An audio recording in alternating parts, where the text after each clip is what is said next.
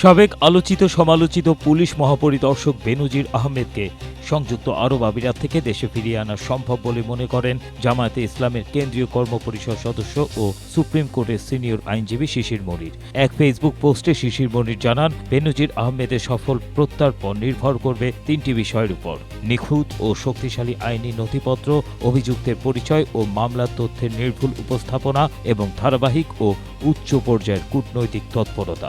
এই তিন ক্ষেত্রে বাংলাদেশ সফল হলে তাকে দেশে ফিরিয়ে এনে বিচারের মুখোমুখি করা সম্ভব হবে। ফেসবুক পোস্টে তিনি জানান, ইউএইর আইনের অধীনে গ্রেপ্তারের তারিখ থেকে ৩০ দিনের মধ্যে বাংলাদেশকে কূটনৈতিক মাধ্যমে আনুষ্ঠানিক প্রত্যর্পণ আবেদন পাঠাতে হবে। এক্ষেত্রে স্বরাষ্ট্র মন্ত্রণালয় প্রস্তাব প্রস্তুত করবে, পররাষ্ট্র মন্ত্রণালয় কূটনৈতিক চ্যানেলে তা পাঠাবে এবং বাংলাদেশ পুলিশের ন্যাশনাল সেন্ট্রাল ব্যুরো সার্বক্ষণিক সমন্বয় করবে। প্রত্যর্পণ আবেদনের সঙ্গে আদালতের গ্রেপ্তারি পরোয়ানা, এফআইআর, চার্জশিট বা তদন্ত প্রতিবেদনের সারসংক্ষেপ, অভিযুক্তের পরিচয় ও নাগরিকত্বের তথ্য, অপরাধের বিবরণ, প্রাসঙ্গিক আইন এবং অভিযোগের সমর্থনে প্রমাণাদি যুক্ত করতে হবে বলেও পোস্টে তিনি উল্লেখ করেন।